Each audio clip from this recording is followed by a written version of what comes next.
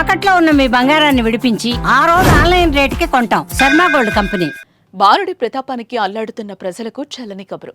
అన్నదాతలు ఆనందించే కబురు అందుతోంది. నైరుతి రుతుపవనాలు వేగంగా కదులుతున్నాయి.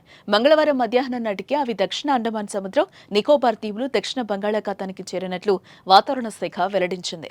రానున్న 3-4 రోజుల్లో అండమాన్ నికోబార్ దీవులంతటితో పాటు దక్షిణ అరేబియా సముద్రం, బంగాళాఖాతం మధ్య వరకు విస్తరించే అవకాశం ఉంది. మే 27 నాటికే కేరళను రుతుపవనాలు పలకరించనున్నాయి. గతేడాది మే 30న దేశంలోకి నైరుతి రుతుపవనాలు ప్రవేశించగా ఈసారి 3 రోజులు ముందుగా రుతుపవనాలు కేరళను తాకనున్నట్లుగా వాతావరణ శాఖ అధికారులు చెబుతున్నారు. తెలుగు రాష్ట్రాల్లోకి జూన్ 5లోపే వచ్చే అవకాశం ఉంది.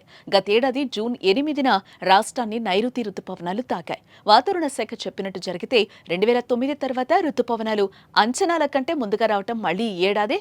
2009లో మే 23నే నైరుతి రుతుపవనాలు కేరళను తాకాయి. గత 5 ఏళ్లలో నైరుతి రుతుపవనాలు భారత్లోకి ప్రవేశించిన తేదీలను పరిశీలిస్తే 2020లో జూన్ 1న, 2021లో జూన్ 3న, 2022లో మే 29న, 2023లో జూన్ 8న, 2024లో మే 30న భారత్లోకి ప్రవేశించాయి.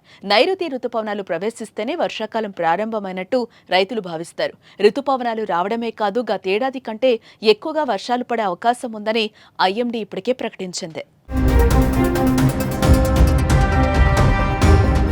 వ్యవసాయానికి రుతుపవనాలు చాలా కీలకం. మన దేశంలో చాలా భూమిలో వ్యవసాయానికి వర్షపాతమే ఆధారం. అందుకే భారతదేశ వ్యవసాయంలో రుతుపవనాలు కీలక పాత్ర పోషిస్తాయి. సాధారణం కంటే ఎక్కువ వర్షపాతం పంటల దిగుబడిని పెంచడానికి దోహదపడటమే కాకుండా సాగు, తాగునీటికి అవసరమైన రిజర్వాయర్లను నింపడానికి సహాయపడుతుంది.